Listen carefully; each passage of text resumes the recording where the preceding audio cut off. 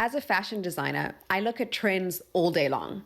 I look at what's in and what's out, what's rising and what's fading, from Y2K nostalgia to quiet luxury, from maximalism to micro aesthetics. And let me tell you that trends, they shift constantly.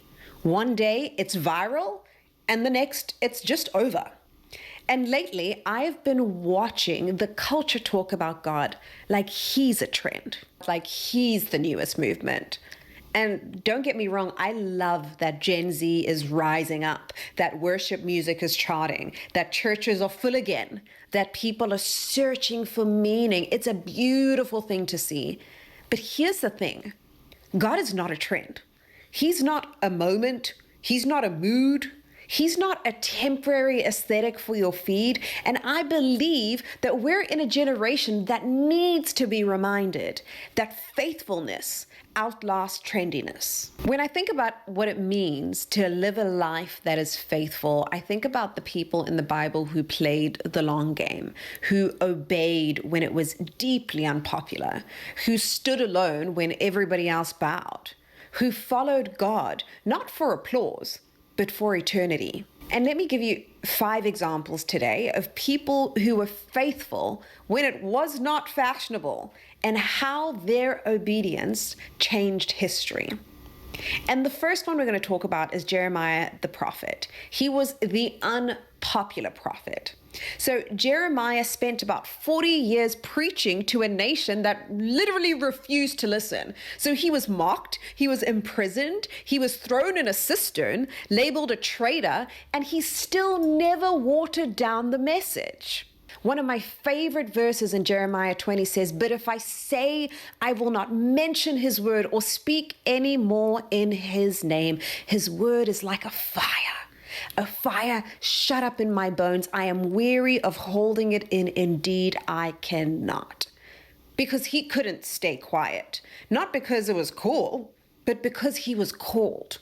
He didn't choose visibility. He stayed obedient. Our second example is Noah. And Noah's journey looked like faith in the face of ridicule. Now, God told Noah to build an ark in the middle of dry land. For years, people probably laughed at him because there had never been rain.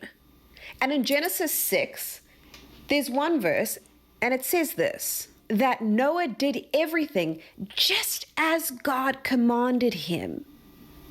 Noah played the long game, regardless of what people thought. He built in faith. He obeyed what no one understood. And that obedience is what saved his family. Next, we're going to look at Anna. And Anna's story is beautiful because her story reflects a lifetime in God's presence. Anna was a widow. She was a widow for decades. And instead of moving on with her life, she chose to live in the temple, praying and fasting. And her story, it's only reflected in a few verses in Luke 2.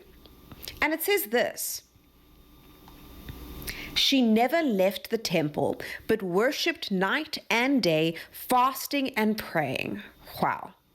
Because she stayed faithful, right? She was one of the first people to see the Messiah with her own eyes. And then we can look at Mordecai, which is our 4th example, right? And Mordecai reflected integrity over influence. In Esther 3, we see that Mordecai refuses to bow to Haman or Haman, even though it meant putting himself and his people in danger. When Haman saw that Mordecai would not kneel down or pay him honor, he was enraged.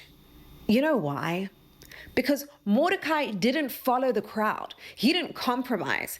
And in the end, God elevated him, not for his ambition, but because of his integrity. And then our last example, we're going to look at Stephen, who was faithful even until death.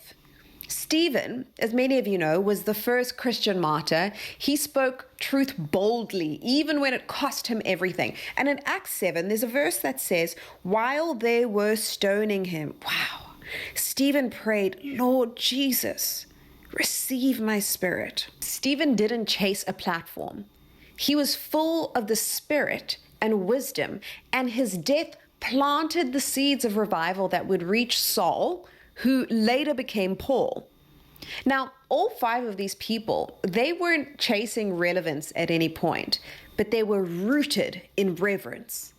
And that's the word for this generation, to stop chasing relevance and start living with reverence. Because God is not looking for who can trend. He's looking for who will endure. Because here's the truth. The culture will tell you to worship yourself. You will be praised for being self-made, for prioritizing your routine, your self-care, your glow-up, your aesthetic. But worship wasn't meant to be directed at us. We weren't built to receive adoration. We were made to give it right back to God. In Exodus 20, there's a verse that says, "You shall have no other gods before me." Even compliments, they can become a counterfeit altar if we're not careful. So what does it look like to play the long game?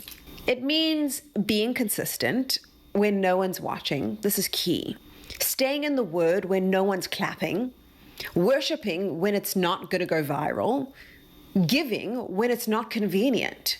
Showing up in the secret place again and again and again. Because Galatians says, let us not become weary in doing good, for at the proper time we will reap a harvest if we do not give up. So if you've been feeling unseen, let this be your reminder that God doesn't miss anything, not a single thing. Your long game obedience is not wasted. Your calling isn't found in the algorithm, it's found in the quiet place. So stay faithful, stay hidden, stay obedient, because God is not a trend, and neither is your calling. And until next time, let's love more, let's stay rooted, and I'll see you at the next PSA. You know, even when the algorithm is not working on your behalf, God always is. He will never leave you, He will never forsake you, and He will never fail you. So if you enjoyed this message, definitely share it with the first person that comes to mind. We have a playlist that has 160 plus messages from Felix and I that are made for you and those around you. Give them a listen, and we'll see you in the next one.